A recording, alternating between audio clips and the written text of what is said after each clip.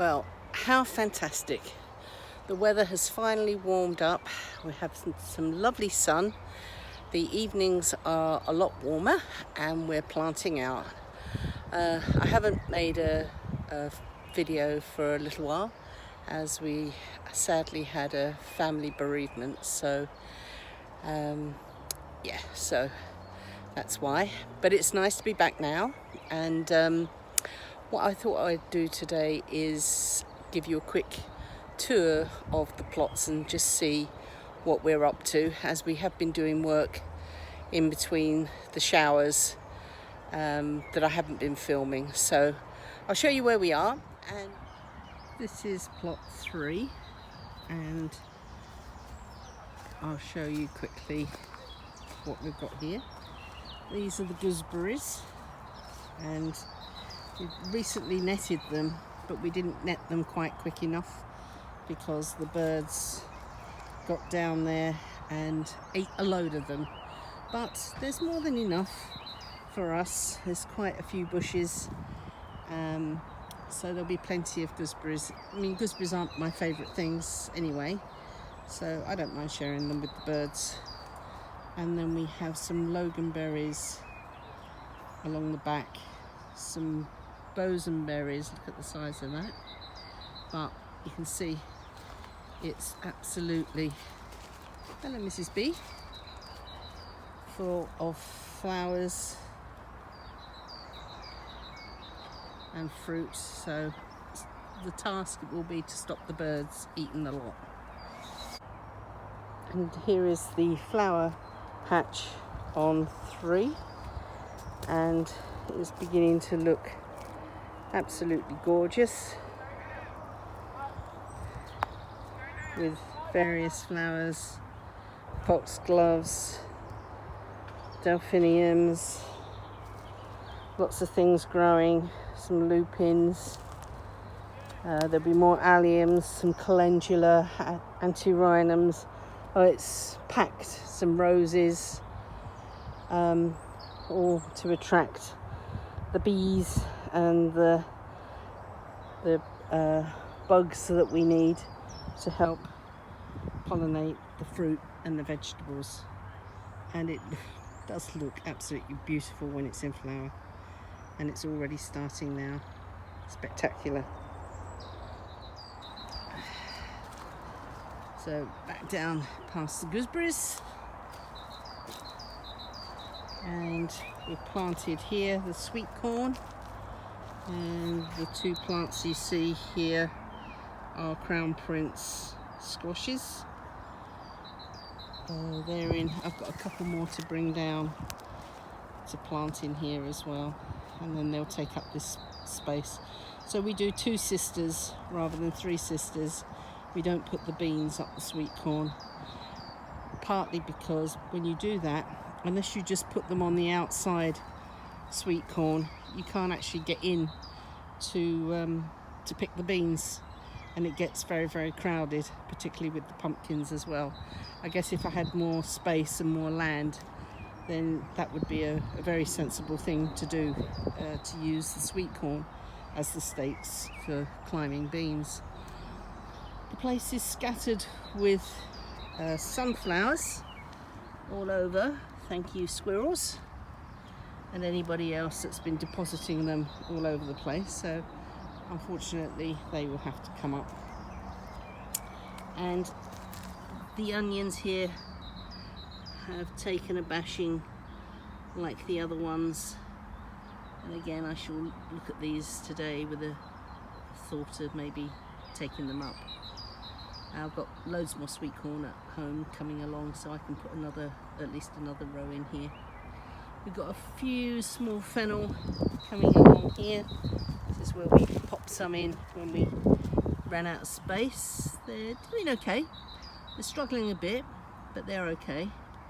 And then in here we have some autumn onions that I put in, and they're doing really well.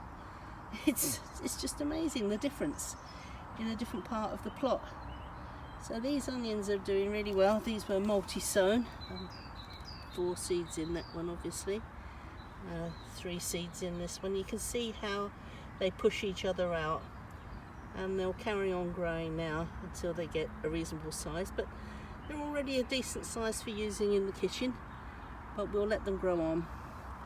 And along the side here is some autumn garlic that are looking really well, and again I shall look to see what's going on underneath with a view to pull them fairly soon. And for the first time we haven't got any I'm not going to speak too soon, but there's no rust on the garlic. We always have rust, and I don't know whether that's because it's been so dry. And here's a scape here, so I know that they're almost ready, so I'll go along and pull these in a little while. But yeah, great, no rust. And in this bed I've popped in some peas. These are podding peas, and they're looking nice. And the reason why all this is up, it's to stop the pigeons coming along and eating the lot, because they would. We'll go along the middle of plot 1. Oh, I'll just turn you around for a minute. So we've got 2 fig trees that were absolutely whacked by the cold wet weather. They started to bud and then everything died, but you can see a few leaves coming. This is the rhubarb that's also been a little bit hit and miss.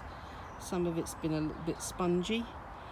The stalks have been quite thin, and I think again that's a combination of the cold wet weather, although they like wet.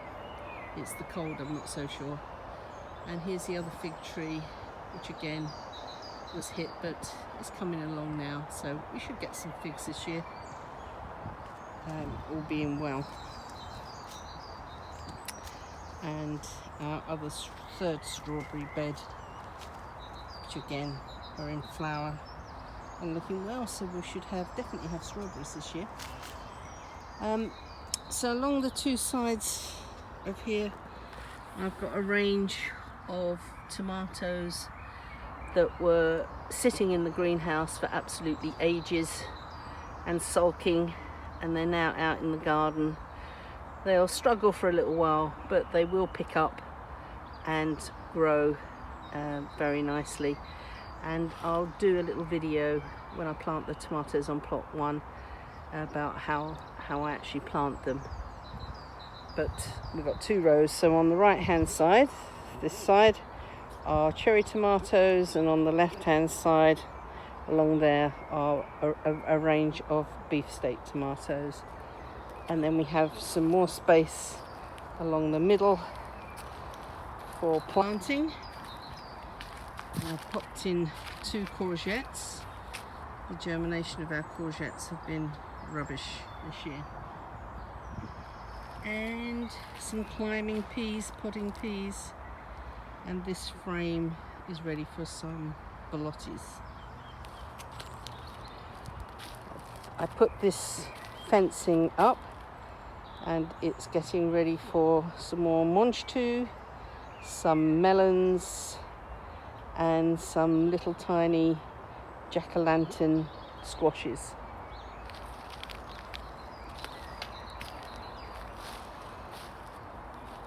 In here are a range of cabbages.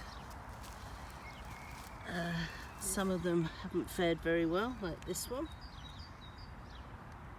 and this one. These are the red cabbages, but some of them have done really, really well. I mean, look.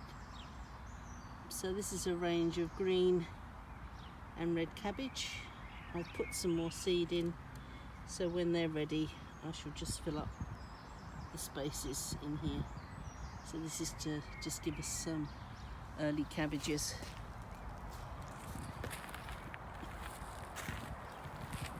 We have a little bit more planting space, and I'm going to be putting some sweet corn probably here, and some more climbing tall podding peas that again germination is patchy. Well, the germination wasn't patchy, but they've suffered with the cold and the wet of the weather. But funnily enough, the ends, like the others, have done really well, and you know, they will be flowering soon and they'll give us a small crop, and that's fine. And then we'll pop something else along here. Just turn you around.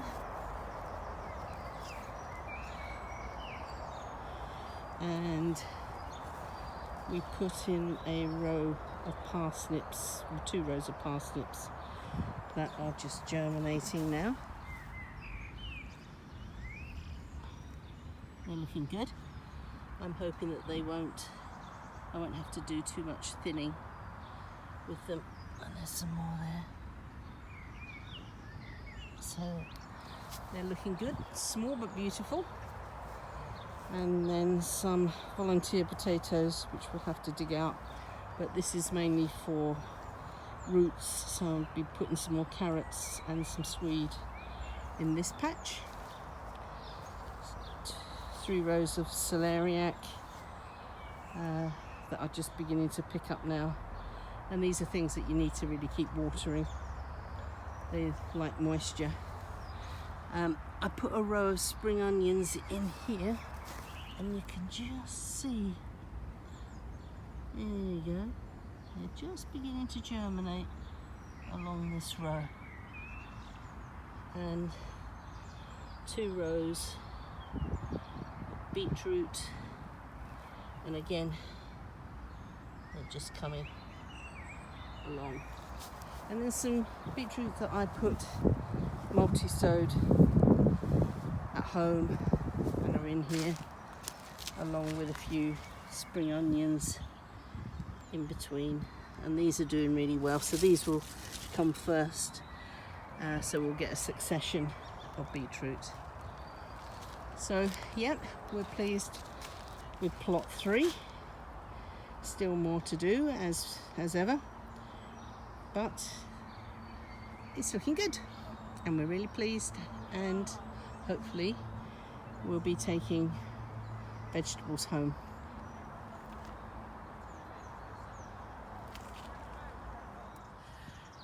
Well, I hope you've enjoyed the last 3 vlogs and doing our June tour of our 3 half plots and catching up with some of the filming I haven't been able to do over the last few weeks. So we'll be back on track, and I hope that you join me for the next series of films where we'll be planting, cropping and all sorts of other things, and a fruit tour. So until then, happy gardening everybody. Bye bye.